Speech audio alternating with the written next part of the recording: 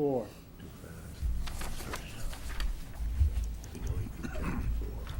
It's 7 p.m. I call to order this meeting of the Middlebury Development Review Board for November 27th, 2017. First thing, I'll go over the business agenda briefly. The first one is an application by Edward and Carolyn Foster for a conditional use permit on Maycliff Court. The second is an application by Offthehook LLC for conceptual conditional use approval to rehabilitate an existing building on 24 Washington Street. The third is an application by Champlain Valley Dispensary for conceptual conditional use approval to convert an existing office to a retail dispensary on Route 7 South. Are there any items not on the agenda that the public would like to discuss at this time? Hearing none. First item is the approval of the minutes of 11/13, Move approval. 2017. Is there a motion? Move approval. It's been moved to approve. Is there a second? I'll second that, Kevin. Moved and seconded. Questions, comments, concerns? I have some. Yes, Ann. Line 44 should read conveyed rather than conferred. Conveyed? Mhm. Okay. And then line 145, where it says at the former location, I think it needs to read on the lot where Greg's Market was formerly located. I'm sorry, Ann. Where, 145? 145. On the lot where Greg's Market was formerly located. Or on the lot which was the former location of Greg's Market. Yep. See that? I think that just clarifies what we decided after the friendly amendment. That makes good sense. Okay. Anything else?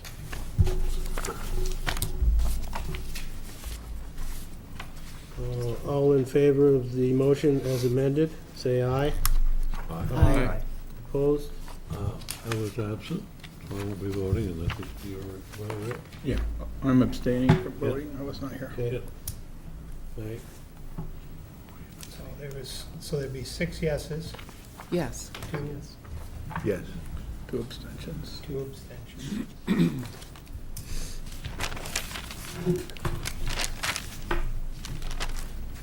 First item on the business agenda is an application by Edward and Carolyn Foster for a conditional use request to waive the setback requirements pursuant to section 724 for a single new family home in the medium density residential district. Property is located at Maycliff Court, parcel 8133-100. I'd like to recuse myself so that Okay. I can go on the other side. Thank you. Are there any other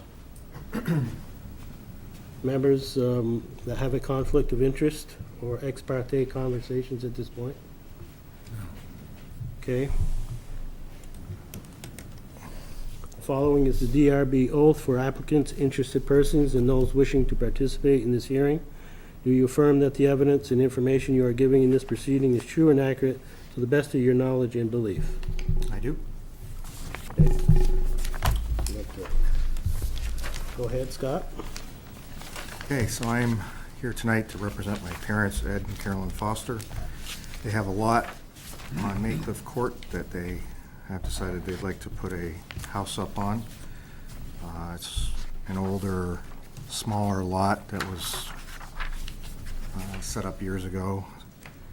The only reason we're basically looking for a setback is because when this town sewer line was put in the property, instead of going down the property line, somehow it ended up encroached on the lot itself. So we've talked with the town, and we're gonna move the house over 10 feet from that particular sewer line. They're happy with that, but that puts us within 10 feet of the property line on the house to the south of us. And then my dad would like to have a small porch on the front of the building, so there's another, I believe, 8-foot setback there. So that's what we're looking for.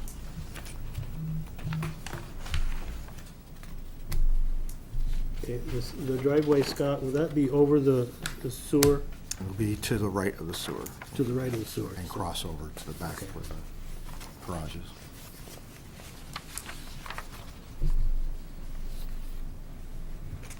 Other questions from the board? So Scott, there's a residence south of this lot? Yes, No. they just put it up within the last month or so. Okay, so this aerial view, you know, and I'm Yeah, my kind of parents confusing. sold but- that lot this past spring, and those people have just put their house on, and then this lot will be the one that's in between their old house, and Okay, no issues with the neighbors there? I haven't heard anything. You haven't heard, okay. So there's 2 more lots there, Scott, right, on that? There's one more lot on Maycliff Court, which is up next to my house. On the cul-de-sac. Okay. It looks here on the aerial, looks like there's currently 3 lots. That to doesn't include the show, one, it doesn't show where the new house is okay. been put up. It's the, at the end of the cul-de-sac for mine. So this is one 8134B? I know this is the one we're talking about. Yeah, right there. Oh, okay. So if it wasn't for the sewer setback, you wouldn't even be here. Unless, well, he wants to have his little porch on the front, so I'd still be here. Okay.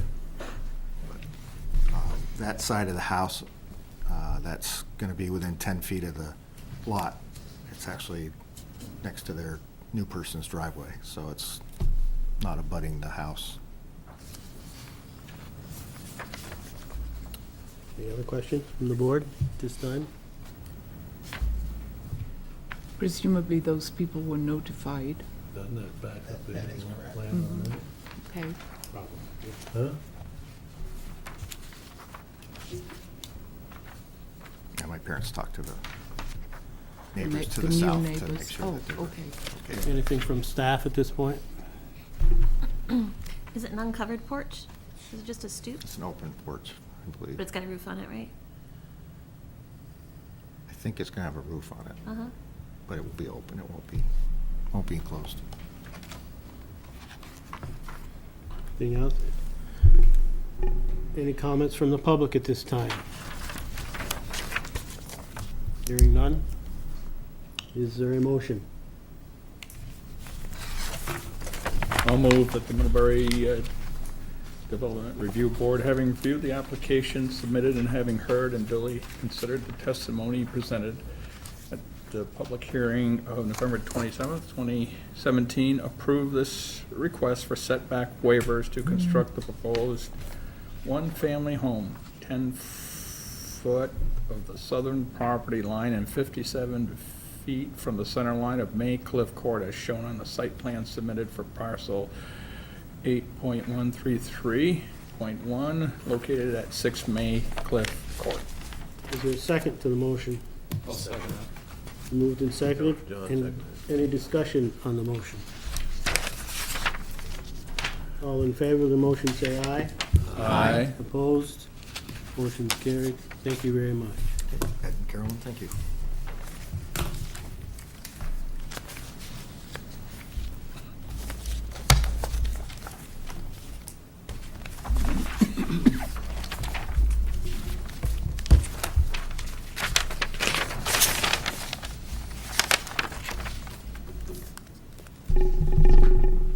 Next business item is an application by Offthehook LLC for conceptual conditional use approval to rehabilitate and renovate an existing mixed-use commercial building, converting the entire building to 8 dwelling units, apartments. Development Review Board approval for this project is required pursuant to section 747. The property is located at 24 Washington Street in the Village Residential Commercial District. parcel 25037. I'll administer the oath. Following is a DRB oath for applicants, interested persons, and those wishing to participate in this hearing. Do you affirm that the evidence and information you are giving in this proceeding is true and accurate to the best of your knowledge and belief? Yes, sir. Mr. Chairman, Yes, I'm going to recuse myself as a neighbor okay. to Thank this you, John. property. Any other conflicts at this point, or members wishing to disclose ex parte conversations? Hearing none, you'd introduce yourself and then introduce the project to us. Good evening. My name is David Schlansky, and I'm the manager of the applicant. And I'm here with Heidi Mahoney, who works with us and has done all the work to try to put this project together. If it's okay, I'll just tell you for 2 minutes about it, okay? So we have a small operation where we have a crew and we hire out contractors to do mostly historic rehabs. And we bought this building almost 4 years ago, hoping to do something commercial in there, and we thought we had a tenant for it, and that didn't work out. And so over the past three and a half years, we've been trying to sort out different uses of it. And what we think is the right use is to make high quality, relatively dense housing. We've found that there seems to be a good demand for it in Middlebury.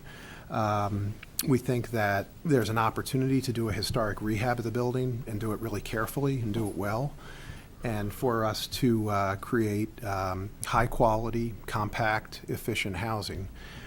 We've done probably 35, maybe 40 units of this over the past 15 years. We're a small shop, but we hope to do it carefully and do it well, and we're respectfully requesting your allowance of us to add some additional units based on the conditional use factors, which we think are met, including serving the historic interest of the neighborhood and the property, including sort of general improvement of the neighborhood, adding to the housing stock, high-quality housing stock in the town, and adding to density in the sense of if people have to live somewhere, let's have them live places where they can walk places and have high-quality homes and do so. I'm happy to answer any questions. I will say that we've been, not being a flatterer, but we've been very favorably impressed with the professionalism and orderliness of the process in the town. And we appreciate it very much. Okay. Could you briefly show us any changes from the site plan or the building that you're proposing from the exterior? Sure. So if you look at the application package, the parking lot, this is actually the as-built, and there was an island, because it used to be a bank, that had a pneumatic drive-through tube in it, and, No, it never was in place. okay, That was put in there, but that was never used. okay. That's more than I know. So I was told the seller was the Vermont Federal Credit Union, and they may have mistold me that. But in any event, we've actually already pulled that island out and gravelled over it. So the lining of the spaces is different. It's not lined now, but we think we know with our engineer, there's more than enough space to yield the 9 parking spaces we contemplate here. As to the building itself, there's not really any change, and one of the things we've done is sought the National Park Service approval, and they have allowed us to put some windows in some spots that are going to be dark otherwise, but for the most part, they have said we have to keep with the elevations that are historic, and so we would be actually taking some windows that have fake muntins out and putting in more historic windows and so forth. But I think that the massing of the building and the footprint of the building would not change. Are you saying this building falls under the historic preservation? Yeah, it's funny, but in the 1970s, there was a study done, and this was one of the properties that was found to be a... You know what that building was before then? No, sir. It was a garage, a John Deere dealership. I did not know that. So I don't know how the hell you come up with a historic preservation to a John Deere dealership there, and a paint shop that was in the back. From my understanding, sometimes it's a puzzle, because I think that the National Park Service sometimes sees anything before 1940, if it's within a historic downtown, as a supporting structure. And when they did these studies, a lot of times they would name structures that had been altered very substantially. But I think it preceded the turn of the 20th century. Maybe not as a garage, but as a building. I don't know. '50s it was. Yeah. The John Deere dealership. John Deere dealership. In any event, you do have that permit? Yes, sir. Yes. Amazed that that ever got on the historic registry. I'm amazed. I looked at it online, and I was a little surprised too, but I think it had been for decades. That is, well, really. The Russo Brothers paint, they had redone it. It's just been, yeah. Do you have any plans to unify the appearance of the building? That's a good question that I'll try to answer. Okay, so there's an aspect of the building where the massing of the building is a little jumbled, and there are certain aspects where if you look at the silhouette of the building, it looks a little odd, and there are a fair number of vertical protrusions, particularly on the corner out to the front. We're not allowed to alter the massing of it, but in regard to the, certainly there's a Palladian-style window that, in my view, looks kind of flat and like a later replacement window. So we're going to try to replace windows with true Munton divided light windows. The building needs not just a careful paint, but a careful scraping and a careful sort of aesthetic look. So it will end up being all one color instead of that jumble that it is now? It's a good question. It will probably not be one color, but it'll be one set of colors that's harmonious. So there will probably be a trim color, and there will probably be a shingle color. Yes, but I mean, the walls would all be one color. And We may split between the areas that are not shingled and the areas that are shingled, but it will be a historic set of colors that fit together. So it may be two colors, it may be three colors, but it will be one uniform set of colors. And we also hope to do some work to clean up the landscape, which is a little bit, we'd like it to look fuller.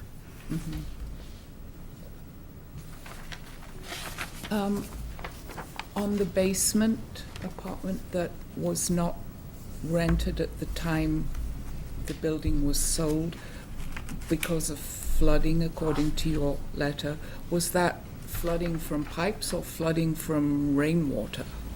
From a burst pipe, I'm told. Okay. I'm actually, well, actually, I take that back. I think that I was told that it had to do with backwash from a sewer, the flooding that ruined that basement apartment.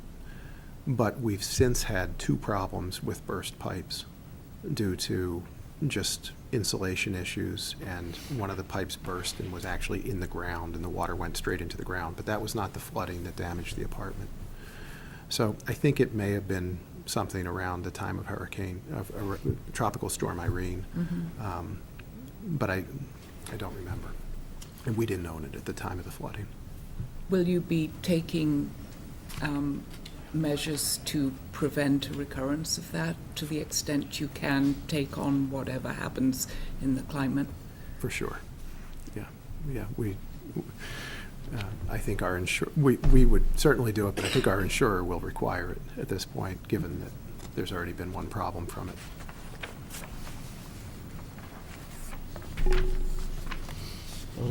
So, you were before this board 4 years ago. Were you the original purchaser of this building? 4 years ago? Yes, but I don't recall being here. Weren't you planning on using it for some higher education? I think that was a prospective Well, I tenant. think the board heard that, and I think that's probably, I'm going back to the first application, thinking about some of the restrictions we had placed on the use then, and I would like to see those and see where we were 4 years ago when you came before the board. Okay. I just think that's, does anyone else recall having this discussion? Yeah, I think they came and applied as, for a Vermont adult. Right, but I think there was a parking issue then. That's right. For the educational. Right, It was a different use, so the parking would have been different. right. But then, back then, they were able to count the spaces in the front of the building. And I don't think you can count the spaces in front of the building for this because it's restricted parking, not 24 hour. But they don't need them for this application. Yeah, they got 9 spaces, they only need 8. Okay. So what was the neighbors' concern? They had a concern, Gibson's had a concern about the traffic. Two-way traffic on the road bordering the property. Remember Well, that? Huh? There's an exit on Yeah. would be the east or northeast side. I think she agreed that it should be one way. It's one way now, there's a sign Well, anyway. if there's a sign there, it doesn't mean that it's one way. Well, that's the same with any one-way system, though. Yeah, you're right. Yeah. But the Gibsons have since died and there's new owners to the property next to you, so. We're happy to make it one way, which it is now. I mean, I think there was some concerns about exiting on the street because of the visibility with parking. It was not a good way to exit onto Washington Street. And I think that was one of the concerns. You got parking on both sides of the, Right. Well, if making it one way is acceptable. yeah, I'm seems to just make trying to sense. recall where we were Right, before with right. some of the Well, concerns. maybe staff can dig out those notes. Dave or Yeah, Jen? I've got them right here. This is just a conceptual approval anyway, so we'll Yeah. have an opportunity to look at this, and it is here in the file. So we can see if what was raised 4 years ago seems to be relevant now and we've forgotten about it. That's correct. Now, from the staff, your suggestion was to make the Washington Street an access and not an egress, is that correct? That's what I was suggesting, yes. Thinking that having the bulk of the traffic travel through the intersection Right. with Butt-off Acres and Washington Street would be a better practice than having So traffic. So the one-way would be the opposite of what it is right now. No, it's no exit now. It's a no exit now, Kevin. You can enter only from Washington Street. Okay, all right. Okay. There's not room for 2 cars there anyway, so. So it would put it out onto, basically, I guess, Butt-off Drive, and then you have the 4-way stop, which controls the traffic from all directions. So there's not an issue of someone pulling out directly onto Washington Street. It could create a problem. Would it be your intent in the future to pave those parking lot in the rear so that you can have defined spaces? Probably. It's kind of, Yeah. it's really hard. I mean, you can measure it out, but there's really no way of regulating how people are going to park. Yeah. So we try to borrow as much money as a bank will let us and make the apartments be as nice as we can make them. And a lot of times, the budget is tight, and on this one, we don't have a budget for paving, but there are a lot of things, including putting a new slate roof on the building that we'd like to do, but they're sort of depending on how the demo and carpentry and so forth go.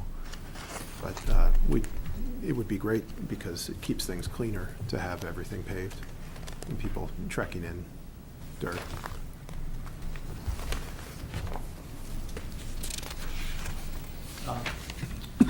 Thank you for the pretty complete application. It's a lot of material to look at. What do you think is the term of these rentals? Are these conventional rentals or are they short-term Airbnb rentals? So I don't know about the market that we don't know about, but our experience is we do almost always, except for very rare exceptions, 1-year leases. and 1-year renewals. You can see what in the plan makes everybody, probably a lot of people are wondering, because the studio on the street does look like an Airbnb-able thing, and I'm not saying that's a bad thing, but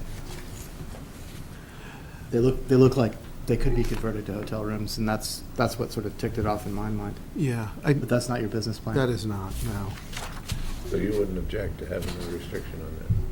No, if it's possible to allow us the flexibility to be as short as 3 months, because sometimes we'll have somebody that has to do a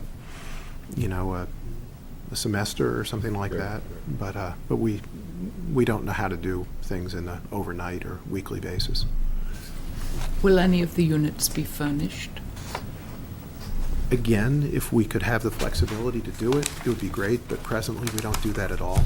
In any of your properties? Not at all. And we have in the past and found that it doesn't work terribly well because people don't take great care of things, and usually whatever you supply, it's not enough for them. So.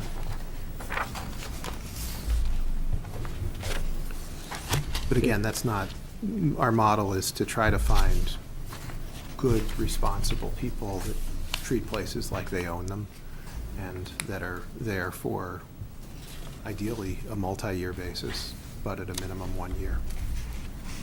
It's hard to lease places at irregular intervals. It's very hard to find tenants in November and December. So we always try to synchronize our lease ends so that they're somewhere between March and the end of September, if we can. It doesn't always work that way.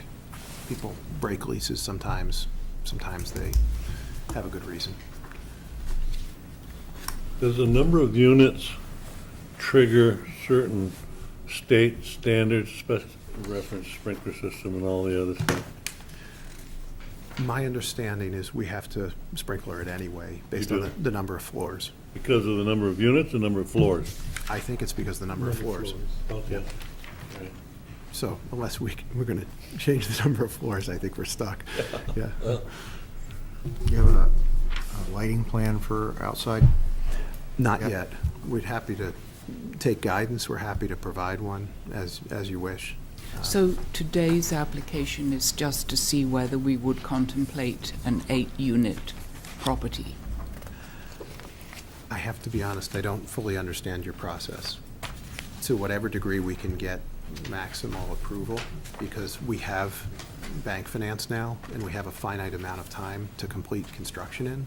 So that's not your problem, but to whatever degree we can get a green light to move forward, we'd really like to. Okay.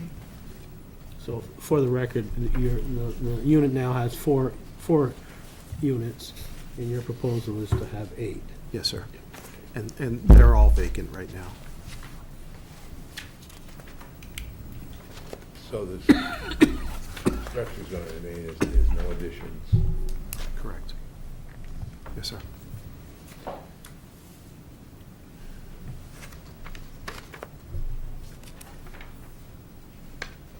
I have a question about the plans. So is option A the option, or is there an option? Option B was just an idea that our architect worked on, but it's not what we're proposing.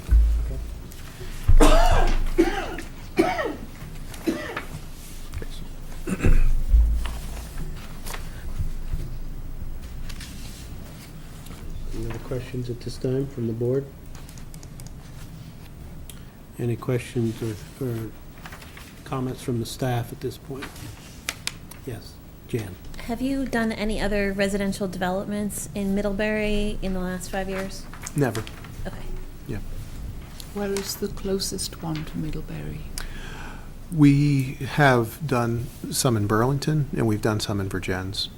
So if you want to see the most recent one that we've done, it's a building that was a literal shell. It was basically an abandoned building that had contamination in it at 151 South Champlain Street in Burlington. And that was a very difficult project, but we turned it from 6 vacant, really substandard units into three really high-quality units that have really nice people living in them.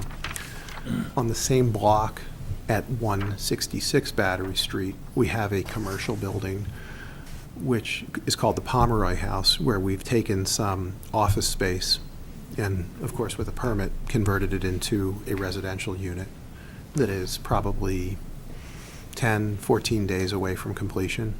It's a really nice unit, and if you should want to take a look at it, be very happy to show you. We get pictures every day as it moves towards completion, but it's a really, really high-quality unit, and that's what we're trying to do. David, I'm always curious to learn something about our local market from people who have to put their own money where their mouth is. Yeah. What is driving the unit mix towards smaller and studio, or is it merely what you can get into a goofy existing shell? It's a good question that I don't necessarily have a good answer for. So the first thing is, we generally find that we do well with residential. And we generally find that larger residential units, it depends how many people you lease them to. But our experiences with when you have people that are coming and going, like in a college town, they tend to want a really high quality but smaller unit. And so we try to get more units but give them more amenities.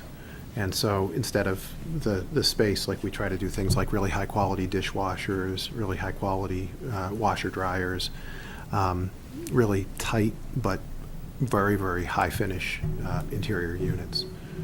And so we end up spending a lot more on the units, but we also get, in our experience, really nice people that take good care of them. And frankly, we'd rather have a vacancy than have people that are not going to take care of things. David, I'm familiar with some of your work. I've been to your places. What do you consider affordable housing in Middlebury? I'm not avoiding you, but I just don't know the market well enough. This is our first project in Middlebury, and what we generally do is survey Craigslist, which is what we use to offer things, and really try to, Heidi, who's here, we try to eyeball things and say, this sat on the market for 2 weeks. It seemed high to us, but it moved quickly. And so it's really just a sort of experimental approach, usually as we get close to. So you wouldn't be opposed to people eligible for Section 8 to rent from you? No, but everything depends on the person. And so we check people carefully, and we don't care about anything about people's background other than who they are and what their behavior's been. Okay.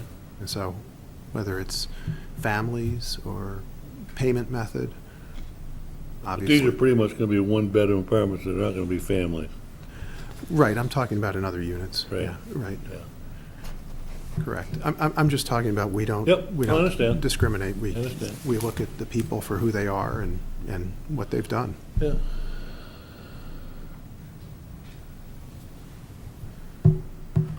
Other questions at this time?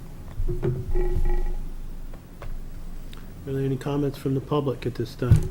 Questions or comments? I did have one. David? One of the performance standards require access for stretchers for ambulatory. Is based on your public safety and your renovations, all that has to be handicap accessible, and you've considered all that. Yes and no. So what we have here is the demising walls and the layout of things. We're now starting to, it's a chicken and egg thing. We're starting to talk with the Department of Public Safety. And so I've been in touch with Patrick Banks and Josh Maxim. And so we're trying to sit down with them. And we have an architect who's really busy. So of course, you get approval from the bank, and you have 6 months to do things, and then your architect says that he needs, 6 to 8 weeks. So we're trying to refine those sketches of the exact, what the kitchens will look like, and the bathrooms, and the handicapped accessibility. Of course, all of it has to be in accord with the International Building Code and everything else they require. So I assume they know that well there.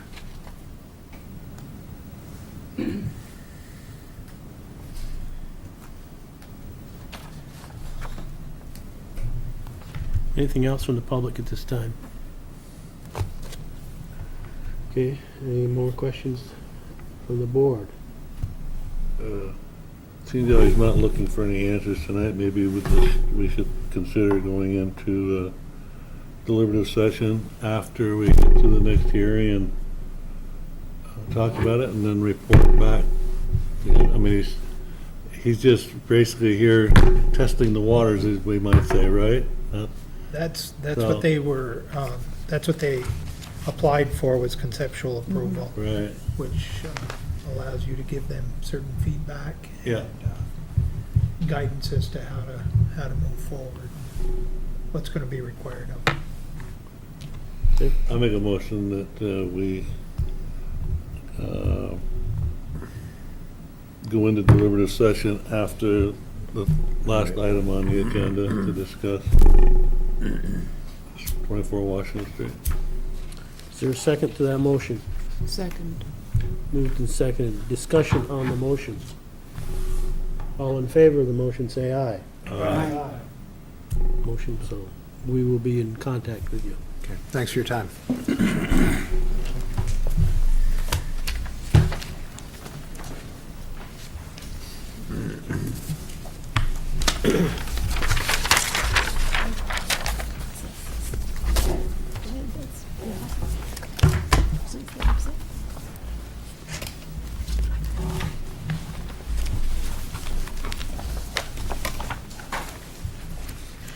Next business agenda item, an application by Champlain Valley Dispensary Incorporated for conceptual conditional use approval to convert and use an existing professional office space for retail dispensary of medical products and related services pursuant to Title 18, Chapter 86, therapeutic use of cannabis. The property is located at 1641 Route 7 South in the Protected Highway District, parcel number 08113. Mr. Chairman, I'm going to recuse myself. Thank you. The following is the oath for applicants, interested persons, and those wishing to participate in this hearing. Do you affirm that the evidence and information you are giving in this proceeding is accurate to the best of your knowledge and belief? I do. Any board members, other board members that may have conflict or ex parte conversations? Hearing none, you tell us your name and give us an overview of the application, please. I will. My name's Shane Lynn. I'm the Executive Director of Champlain Valley Dispensary. We also have a sister operation in Brattleboro, which is Southern Vermont Wellness. Champlain Valley Dispensary is currently located in Burlington, Vermont. We've been operational for about 5 years now. We are licensed by the Department of Public Safety. There are regulators. That's basically the civil branch of the state troopers. Medical marijuana has been around in the state of Vermont since 2002. That was allowed patients to grow themselves or to purchase on the black market. The dispensary program came about to kind of relieve the patient from buying on the black market, to give them safe access to buying high-quality, lab-tested cannabis for symptom relief. I've been involved in the medical marijuana program in the state of Vermont for probably about 9 years, 10 years. I was a part of the legislative lobbying to get the dispensary bill passed. I did an application. It was a merit-based application to the DPS, and they awarded licenses back in 2013, roughly. I was awarded the first license, and that's when we opened in Burlington. The medical marijuana program here in the state of Vermont currently serves roughly about 5,500 Vermonters. So it has grown, when it started, it had roughly probably 300 people on the registry. So it has grown, but it's grown at a much slower pace than the rest of the country at this point. Usually in additional states, you see anywhere from 2 to 3% of the population using medical marijuana. I think we're still probably under 1% at this point. Last year, the state of Vermont changed the dispensary statute to include satellite programs, basically saying that if a dispensary had a license, currently with a license, we're allowed to have a cultivation and a dispensary location. We hold 2 licenses, so we have 2 cultivation sites and 2 dispensaries, which are basically retail outlets, which we're looking to do here in Middlebury. Last year, the statute changed, and to allow for each license holder to have an additional satellite, additional retail location. And the impetus for that came from the State House, that Vermonters needed better access to cannabis. Currently, there are 4 total, or there are 5 total licenses in the state, and obviously we have 14 counties, and so some people are driving great distances to get to the dispensary to purchase in person. And so we saw Addison County as an opportunity to be closer to some of our patient base, and then to give access to more people that might be wanting to join the registry. To join the registry, I sent in information. I'm not sure if I should go through it. If that's the case, I will, or if there are broad questions I was going to be asked. But to join the registry for patients, basically you need a qualifying condition. You also need to have a 3-month patient-doctor relationship. That was put in place to curb doctor shopping, basically. So if I wanted to be on the registry, I'd go to a doctor. I'd have to have a qualifying condition. I'd talk to the healthcare provider. They would look on the list of pre-approved conditions that qualify. The doctor would confirm that I have at least a 3-month relationship. If I don't, that first visit would start the clock. I would have to come back in 3 months to have a second visit to confirm my 3-month relationship. At that point, an application is sent into the state of Vermont, to the DPS, Department of Public Safety, with a $50 fee, with a photo, and the DPS reviews those applications. They sometimes call the individual doctors or healthcare professionals that have verified the form. And if everything is good with the paperwork, an ID is issued to the patient. That ID is valid for 1 year.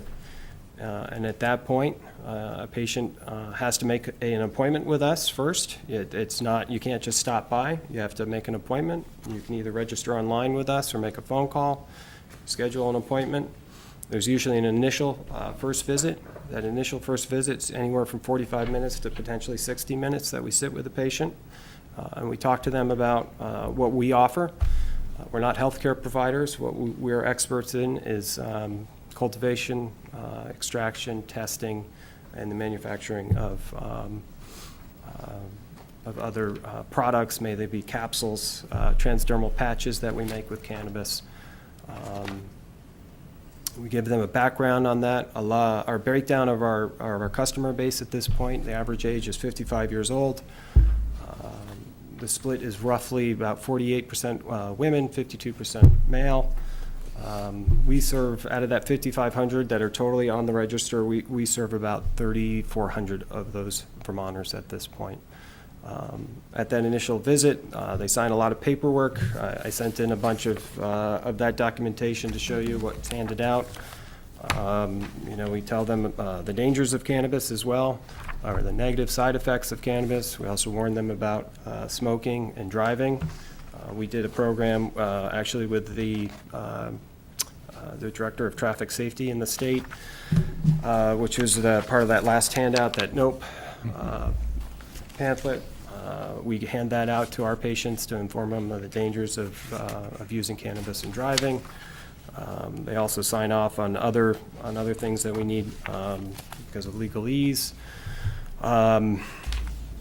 We monitor the usage of the amount of cannabis that they can purchase. The state has set that limit at 2 ounces every 30 days, so we have a software that tracks that. That software is available to the state of Vermont, to the DPS Lifetime. They can watch transactions occur live.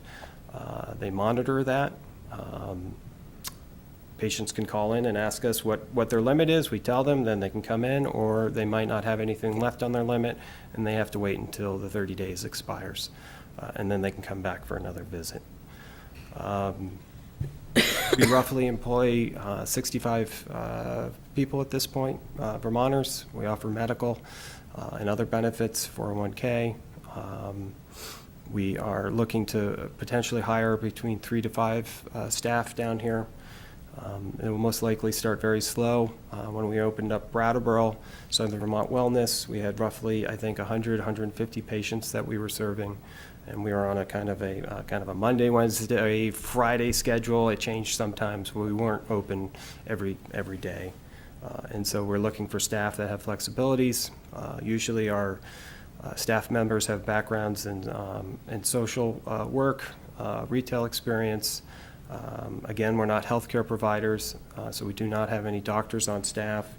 We have been talking to nurses and some pharmacists potentially of joining our staff, but currently we don't.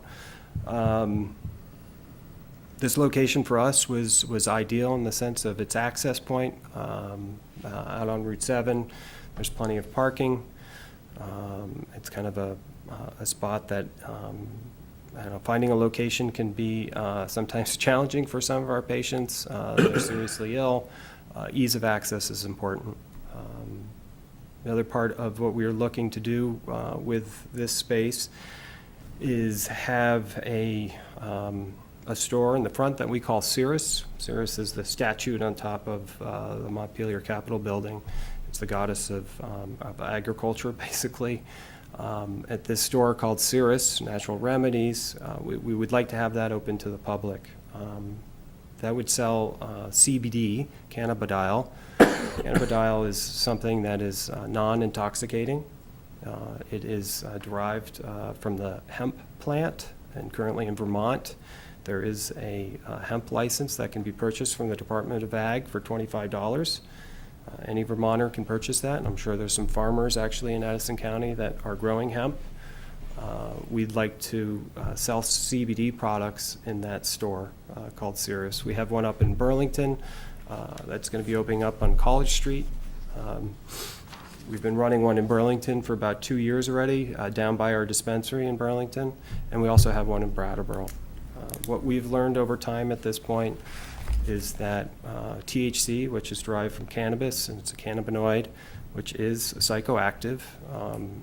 What we're learning, and which has been documented on CNN a few years ago, Sanjay Gupta, about a girl that had epilepsy, and she was using CBD, and her epilepsy has almost diminished completely, from going from 150 seizures a day to just a handful.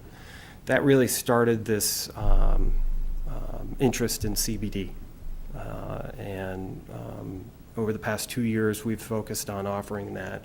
And what we've learned is that CBD has a great deal of symptom relief, and that people are looking out to alternatives and reducing their use of pharmaceuticals. And currently, for pain relief, people can use CBD.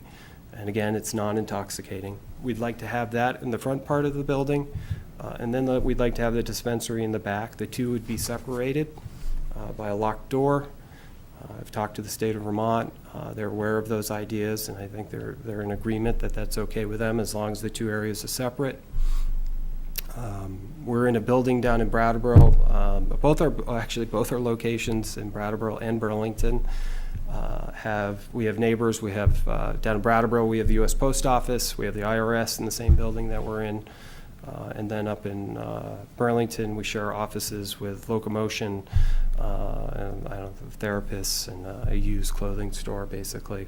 But we've never had an incident where we've had to call the police. We've never had to use our panic buttons. Each of our store locations have a panic button. Again, this is a retail location. There'll be no cultivation, no growing plants, no growing lights, no fertilizing. It's just truly a retail location. We have a home security monitoring company that we work with. It's 24-hour surveillance. Any location where there is cannabis products, there will be a camera that watches, it's on 24 hours. The parking lots will have video surveillance. We'll add lighting if it's needed. Signage will be what is allowed here in Middlebury. When we first started years ago, we had no signs, to the point that people were kind of like, where are you? The state of Vermont wouldn't let us even publish our address. And so in the past 4 to 5 years, we've come a long way. Each of our locations now in Burlington and Brattleboro have signs that meet local ordinances.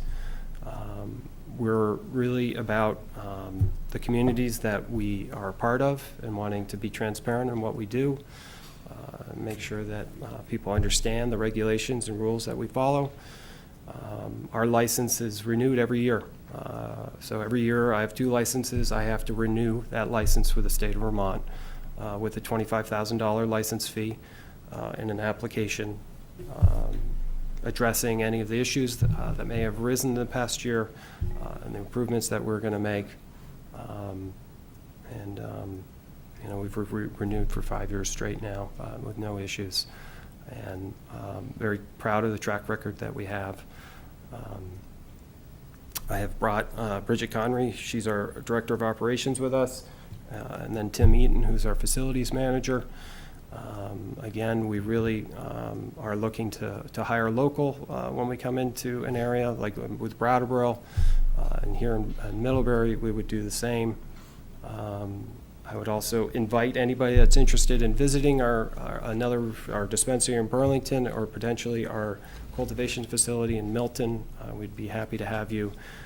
We had the Lieutenant Governor there a week ago, and then we had the Cannabis Blue Ribbon Commission there as well last week or 2 weeks ago.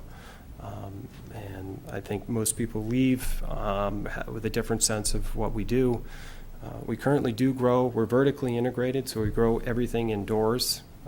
We do have a greenhouse now, actually, but we grow, and then we test the product with a lab. We have a PhD in our lab. We have a chemistry major. And then we extract, basically. We make oil from the plant. We use a non-flammable process using CO2 to do that. We then take that oil, we test that oil again, find out how much THC is in it, potentially how much CBD is in it, because we are extracting from the hemp plant. We are working with farmers in Vermont. They bring us hemp. We extract CBD from that plant. And then after testing, we potentially put it into the capsule form, transdermal patches, some edibles. Everything is labeled, clearly labeled. The state of Vermont requires labeling with testing, warnings for children, pets. Everything that is purchased at the dispensary has to leave in a locked box. So if you come in, you have to have a locked box with you. That can be anything from, a tackle box. We've seen some interesting lock boxes over time. Tackle box, toolbox. What we usually end up doing, though, is we sell a bank bag that has a lock on it. And so everything goes into that. All our packaging, or 90% of our packaging is child resistant at this point. But everything goes into that lock box before it leaves the dispensary, so it's in a locked container when it is traveling or going home. And it's up to the patients what they do with it when it's at their home. There will be no on-site medicating. It's not allowed. There's no gray area on that. We would call the police if that were to occur. Our license would be in jeopardy, and our standing with the state would be in jeopardy. The DPS has the authority to remove our license at any point. It's that arbitrary that they could do that. I think that's kind of the big picture of what we do, and I'd be happy to answer questions. All right, first, you've submitted the application as a retail store and personal service. Could you give us your explanation on how you feel that fits into our definition? Yeah, just real directly on the personal services, I mentioned initial consultation when somebody comes in. So they make an appointment, they come in, we sit down with them, And like I said, we can talk anywhere from 45 minutes to 60 minutes, or as short as 30 minutes on that initial consultation to tell them, fill out all the intake forms, talk to them if they've ever used cannabis. We have a lot of people that are novice with cannabis. And so we go through all the products that we have, and we take the time to answer questions for them. And then on a second visit, there'll be additional follow-up on, did that product work? Did it provide symptom relief? We can suggest other products that we offer. What we usually end up doing is we have a book that we've been collecting experiences from other patients. If someone has MS, they leave a note or tell our staff, hey, I have MS. These are the products that I've found that have worked for us. We try to relay that information to people. So I think that would be the service aspect of it. For the retail side, I see it as that we have literally product that we sell, just like any other retail establishment that's labeled, marked, weighed, measured, packaged, and is for sale. And so we see it as a retail item, no different than going to the pharmacy. And think that the current location, having been a doctor's office, is very similar to what we do when people visit us and speak to them about cannabis for symptom relief.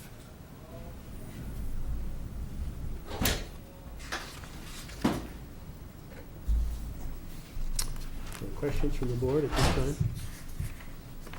I have some questions. Ann. In your 2 years of selling CDB in Burlington in the Series store, how many customers do you have in a day? That's a great question. It's developed really slowly. At first, there was maybe 2 people coming in, and I would say that has probably grown to 20 to 30 people at this point. Some of our move, which I mentioned, is to College Street, is to increase our foot traffic up there with that location.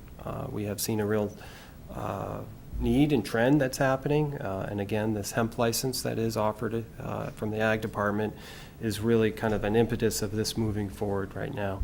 And we see the two things going together. If you start talking about cannabis and THC, what we've found is that the ratio of THC to CBD is really important. We won't be selling any THC products in the CBD store, but for the folks that are on the registry, having that connection and bringing CBD and THC together is very, very powerful for them. So, and CBD alone works as well, and that's where we see it is really, it's a true alternative for folks that are potentially have no success with other treatments, and or people that do want to get off their current pharmaceuticals.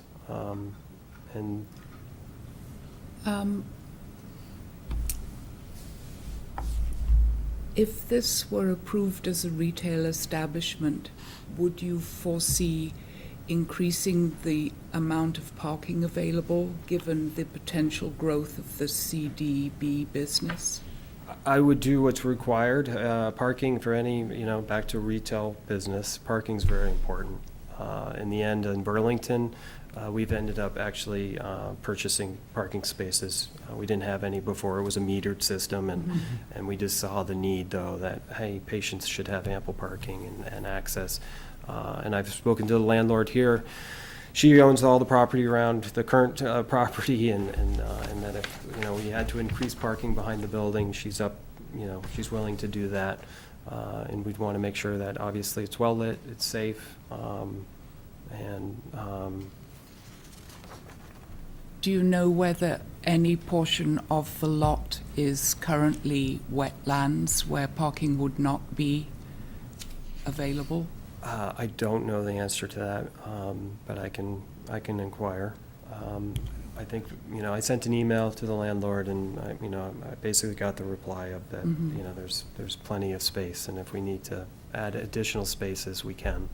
Well, one reason I'm concerned about that is that I don't know how long it's going to take, but inevitably it seems the restrictions on recreational marijuana use will probably disappear in Vermont. And I don't know how these stores operate in other states such as Colorado, but I would anticipate that were there no restrictions, as there currently are, that your customers' numbers, assuming you went into that market, that your customer numbers would go up substantially, and this property, while you could meet the parking requirements of the space, I'll serve. jump in. I don't know, I don't know what's going to happen. I don't have a crystal Right. ball. And, Right. I've been watching in the State House. What I could say at this point is that the medical market is really important, and the services that we provide to patients, and then the products are different than what's going to be wanted in a potential adult marketplace. The current location on that I couldn't imagine trying to do adult sales out of that location because it wouldn't work. I would You'd imagine be leasing the property anyway, so if that did come about and you wanted to go into that market, you could presumably find another property that could accommodate the we would traffic. potentially, yeah, I mean, for us, I've been watching Colorado, and it's important for us to watch this adult market because of the implications that it does have for us. I mentioned 5,500 Vermonters on the medical program. We're talking about 80,000 to 100,000 potential Vermonters wanting to access the adult market. So it would be, it's wise for us to understand what that marketplace is, and I would say that we'd have to come back in front of you, though, and potentially have a whole nother discussion about the usage and the needs that are going to be wanted at this location, because it wouldn't be. I don't think it would be adequate. And so, but it is something that we do think about. Is it important for you to have both dispensary. both egress and, I guess, ingress off Foot Street and Route 7? Or would just Foot Street work for you? So it would be nice to have both in the sense that there is a, it's back to the ability to be in on 7 and taking a turn. And we would like to have a sign out there that meets local ordinances. And then people potentially getting to leave, on the other exit. We would want to put in a handicap ramp for the access for people, for folks with disabilities. Us going into this space is not contingent upon both Cirrus and the dispensary being together. I understand if there's issues with that. I wouldn't, I'm not here to say we got to have both. Ideally, we'd like to see potentially Cirrus here in downtown Burlington or downtown Middlebury at some point, if possible. But I do know with all the construction that's going on too in Middlebury, again, for us, we saw this as an opportunity to avoid some of that and be in a location with minimal neighbors that are going to be concerned about the issues they might have with our business. Go ahead. I have a question about your submittal. I'm a novice, a bit of a novice with this stuff too. So there's two types of transaction. There's the CBD transaction, which is pretty straightforward retail. If it had been made from another plant, we wouldn't even be talking about it probably. Completely true. And then there's a regulated transaction, which also comes, and that's on the THC side, which comes with a consult, which is non-medical but kind of looks like a medical consult. Yep. You list a number of other compounds, CBC, CBG, CBGB. Do any of those exist on the CBD side of the store, or are they? That's a good question. Because some of them sound in your description to be more like a regulated activity, and some don't. I think that's something that everyone's going to have to try to figure out, because hemp is in the cannabis family. It's defined as being something that's less than 0.3% THC. CBG Yeah. is like the precursor to all cannabinoids. So CBG is in Okay. hemp, but we don't know a lot about it. You know, I mean, Okay. 10 years ago, people thought there was one cannabinoid. Now there's over 80, and we know very little about Right. many of them, CBD, THC. And the regulatory regime is evolving, I would guess, towards these substances as they come up, or as all derivatives of the plant, are they all? As more and Fact, they're more regulated. facilities are able to do research on them, we're finding out more about them. THC is the one that they're focused on for regulation. So, I mean, the thing, I just want to be straightforward with what I'm thinking, which is that we're all associating a range of activities with one of these kinds of transactions and not with another, or a range of social attitudes and potential legal frameworks with one of them and not the other. And I just want to make sure that we're actually crystal clear on what happens on which side of the locked door. Because I think if you read through this, it's terribly confusing, and you've offered a fantastic summary of it. It's not because you're confusing us. Yeah, It's no. confusing. It's a lot of information. There are things that are, it sounds like their primary or first known effect is to amplify the effect of the thing that happens on the other side of the door, potentially. And there are things which happen which have nothing to do whatsoever and are anti-epileptic. I would, I guess counter to that is that what we find out is that our process in speaking to people about using cannabis for medicine is not about picking the highest THC product. Right. They come in looking for that.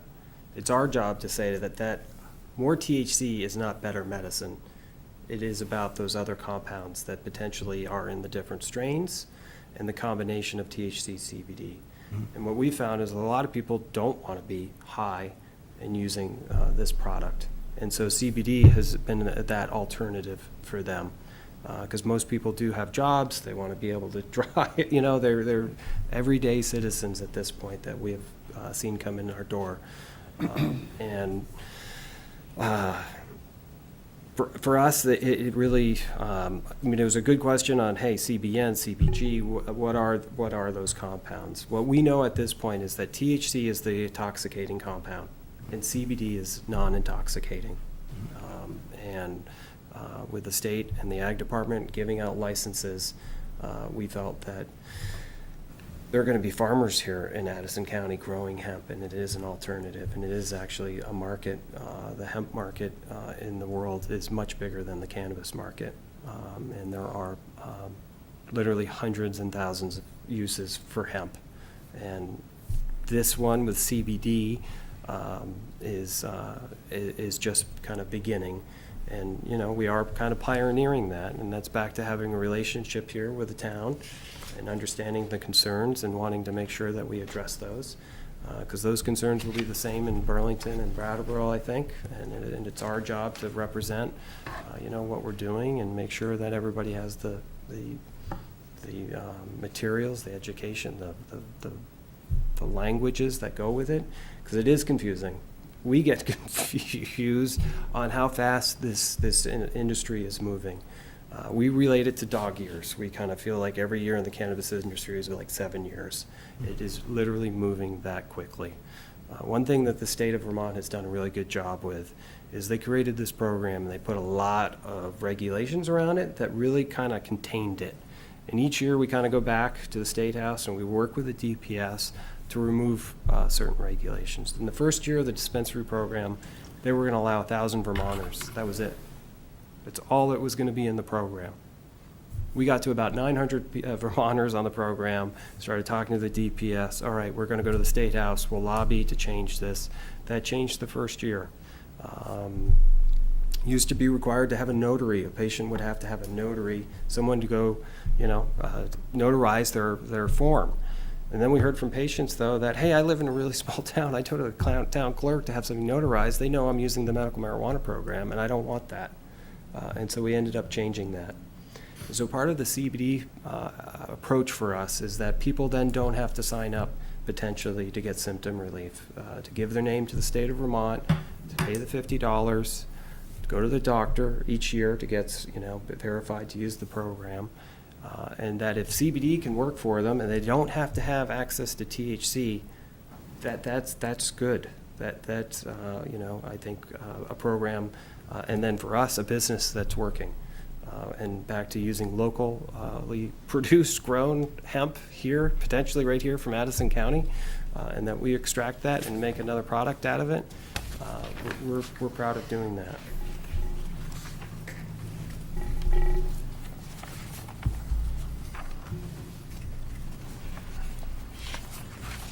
Other questions from the board at this time?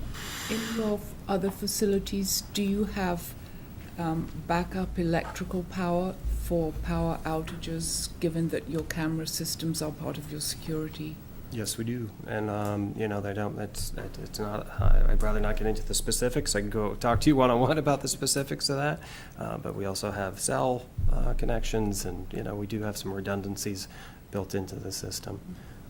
I think I mentioned, you know, we'll have safes. Any of the medicated products will be in a safe. Each of our locations have safes. Everything's counted at the start of the day and at the end of the day. We do inventory. We spend hours every day doing inventory, and it's a part of our process that we count in the beginning of the day and at the end of the day.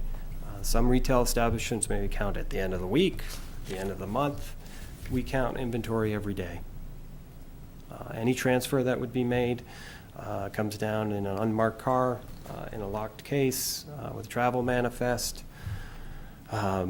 We started, you know, this when we went to Brattleboro. We even called the state police. Hey, would you like to know that we're on the road when we're doing the delivery to, you know, and they actually said no.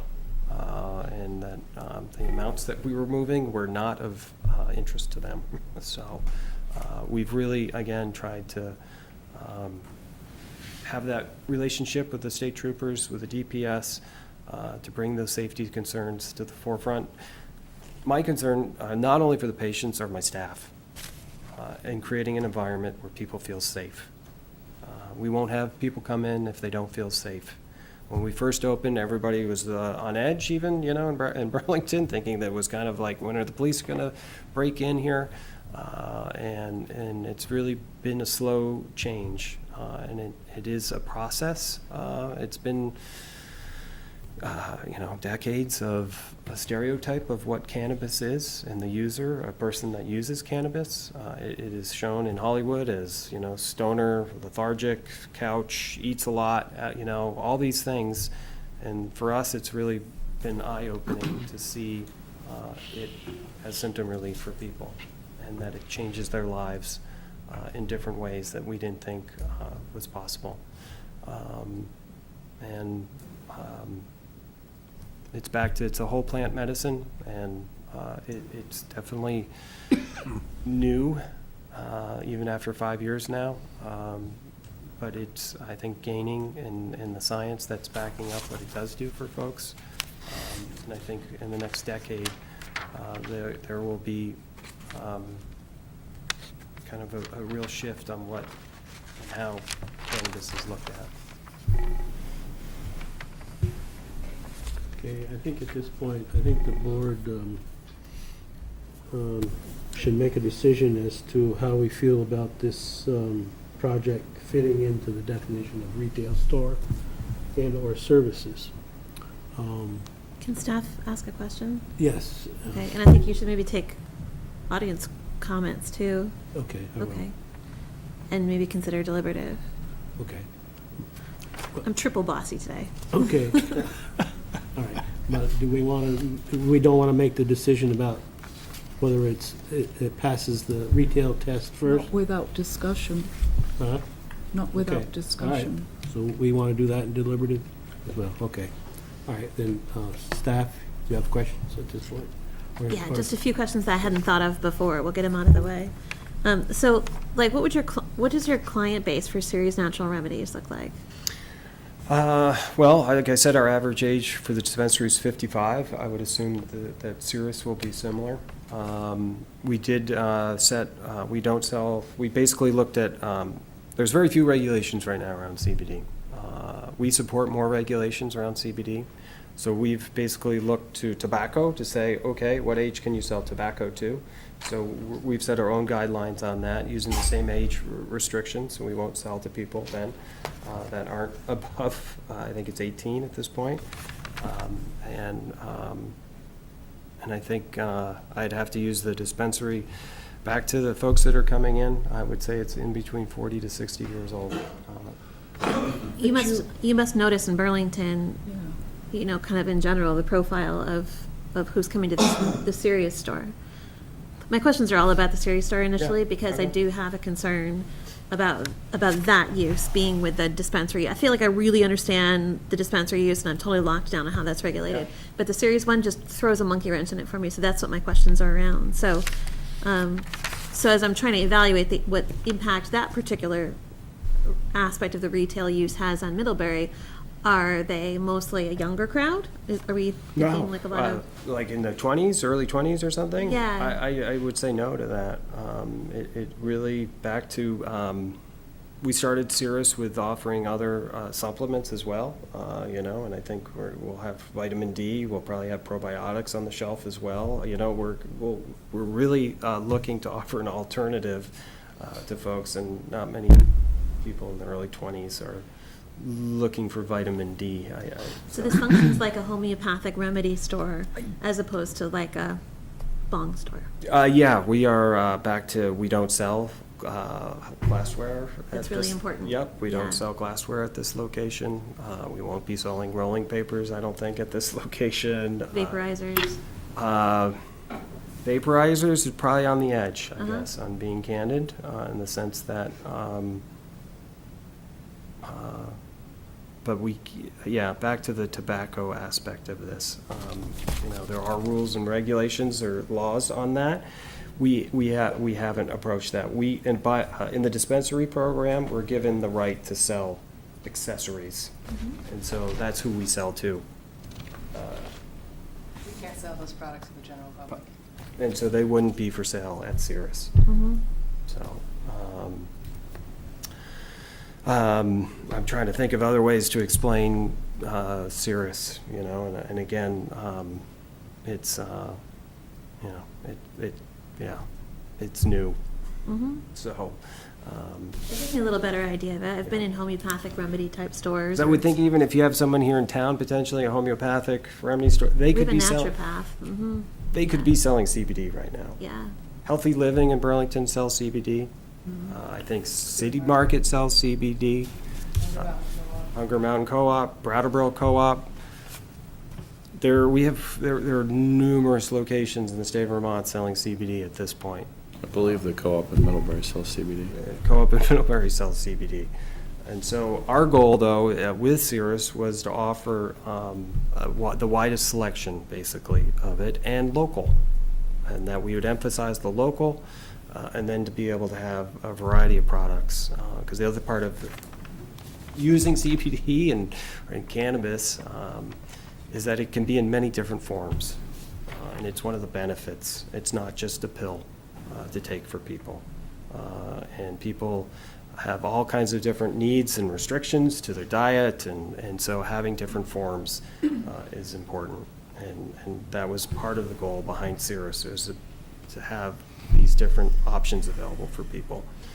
Whereas if you go to the Middlebury Co-op, you might have 2 or 3 products to pick from, and dosages. And so that goes into the bigger picture of, dosing. And The number one selling product at Cirrus in Burlington right now is capsules. Mm-hmm. Second is a transdermal patch. I'd say that over 50% of the people who shop in Cirrus in Burlington and in Brattleboro right now are actually patients. Because the dispensary system is set up on a by appointment only, and they're 15-minute slots, you don't have the time that you really need to dedicate to have long conversations to inform people who don't know anything about cannabis. And a lot of our patients right now are completely cannabis naive. They're coming to cannabis because it's a last resort. Nothing else has worked. So we actually opened Cirrus first as a way to have more time with people. So they have their appointment at the dispensary, and then they move over to Cirrus and they buy their CBD products there without the pressure of the clock. They can bring their families, or whoever it is that's like helping them make their health decisions, into Cirrus. Those people can't come into the dispensary. They can designate somebody to be a caregiver in the dispensary, but it's one person and it costs money. So this allows them to actually, have that conversation with people that they care about. And that tends to be how our customers have grown is that it's family members now of people who are accessing the medical, are buying wellness products and hemp-based products in Cirrus. So, That's very informative, Yeah. thanks. And then, do you plan on having cameras in the parking lot? Can you see what's happening in the parking lot as well as within the store? Yep. Okay. Yep, and I have it on my phone, we have all our cameras at this point, available on our phones. Tim is a part of that monitoring program that we have, so. Were you contemplating any landscaping or screening, possibly for the privacy of your customers? If there are suggestions for it, I would be open to that. Understanding privacy is a concern that could be expressed to us when if we are able to open there, that's expressed, we would move forward. And then again, back to following local ordinances and/or if there's a recommendation from this board that they'd like to see something, we're open to that. I think if you contemplate anything like that, make sure you let us know for Yeah. your final application, because we'll want to pass that by the police department and make sure that Yep. they can still see what's going on. I would say to their- nothing's going to happen unless we heard someone, a patient saying that, or from this board saying we'd like to see that, so. Okay. Does this property have town water and sewer services? That's a good question. I don't know how far town of Middlebury sewer system goes, so. If they don't, it's available. It can be hooked up, I mean. another thing that I'd like to say about how our customer base at Cirrus has grown is actually through doctor referrals. We do a lot of outreach in the medical community. That's part of our mission. We really want people we're serving the dispensary side to be getting guidance from their medical professional on how to use cannabis, because we're not medical professionals, we can't do that. So we are in doctors' offices and hospital environments at least twice a week. We have a person dedicated to that on staff. And part of her presentation is CBD based, and doctors are now sending people to Cirrus to access CBD, because a lot of them are actually more comfortable with CBD because it's not intoxicating, and they're seeing the research. So we are getting a lot of people coming to Cirrus through their referral from their doctor too. Perfect. That's all I had. Anything else? Okay. All right. Any comments, questions from the public at this time? Yes. Hi, I have a question and a comment. I'm wondering, Could you give us your name Oh, first? sure. I'm Amy Littlefield. I'm a physician. Okay. So this is interesting to me as it relates to my practice. I'm wondering if DPS has provided you with a sense of how many applicants or how many current card holders live in Addison County. There are currently, I think, 80 registered patients in Addison County. According to the Department of Public Safety's map, it's 233. It was 83 in 2000 and not now. I think 80 is how many are accessing CBD. Oh, for CVD, for our dispensary. But in the county, there are County. There's more 233 registered patients. Yes. yeah. registered Yeah. patients. Yeah, because that a big part of signing up for dispensary, you have to choose a dispensary to be a part of. You can change that. It is a 30-day period to do that. But when you do sign up, you do have to select a dispensary to say, this is the dispensary I'm going to visit. And again, that was so that patients' limits could be monitored and tracked, because if you didn't, hey, people shop here, shop there, and there wouldn't be any tracking of that. Other questions? Did that answer your question? Yeah, Dr.? thank you. And I also will say I'm happy to be available from a provider perspective and if there are any questions. I've certainly worked with this organization and signed endorsements for my patients and participated on the physician side of it and have found their business to be exceptionally supportive of my patients. And the distance for patients to travel to Burlington, certainly if they have a radiation appointment, they'll make the trip. But having this closer to them would be, I know of a woman I spoke with this morning who that was a limiting issue for her, is getting up to Burlington. So I can speak for my small patient volume, that this would be a safe, useful, supportive opportunity for them, and happy to be available as a resident of Middlebury to them. committee to help in the decision-making if you need them. Thank you. Any other comments, questions? Any further questions from the board at this time? If not, I will entertain a motion.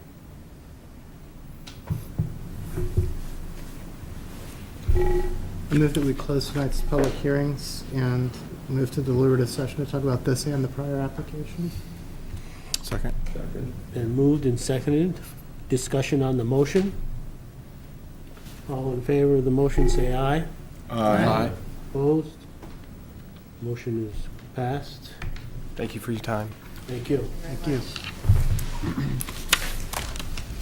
We will now ask for everyone to leave the room except for staff and the board members. Thank you very much. Mr. Chair, I'm going to step out for a minute. Yes. Unless you use the minutes. Do we need a motion to come out? Before we come out? No, on the record when we... Okay. Or we come out of executive session. You want the motion before we come out of executive session? Ron, what? Oh, you do the Okay. motion after. Okay. Is there a motion to come out of executive, deliberative session? So moved. Moved Second. and- Moved and seconded. Discussion on the motion. All in favor of the motion, say aye. Aye. Opposed? We're out of deliberative session.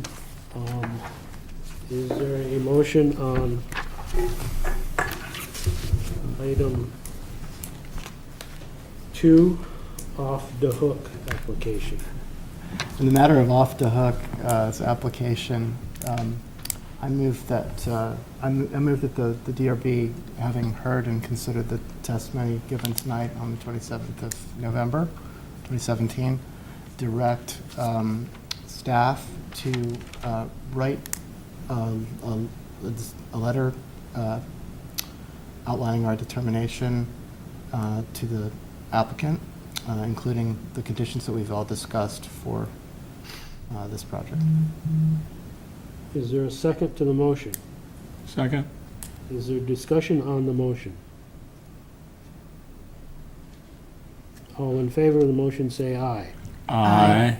Opposed? Motion is carried. Concerning I recused myself from that, so I didn't vote.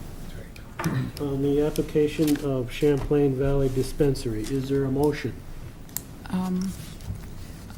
I make a motion that the Development Review Board, having heard and considered the testimony submitted at the meeting on November 27th, 2017, direct staff to draft a letter of conceptual approval based upon the testimony that was submitted, with such letter to be signed by the chairman of the Development Review Board. Is it Second. moved and seconded? Is there discussion on the motion? All in favor of the motion, say aye. Aye. Opposed? Motion is carried.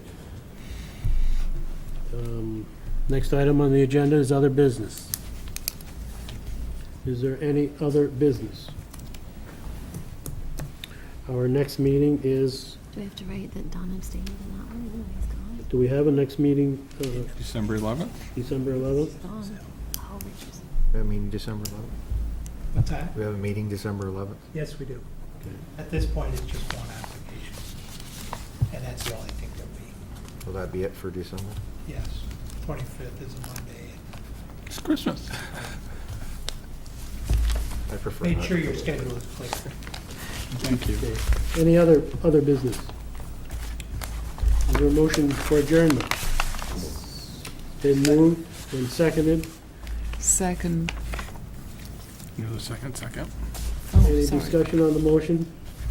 All in favor of the motion, say aye. Aye. Opposed? We're all done, Kathy.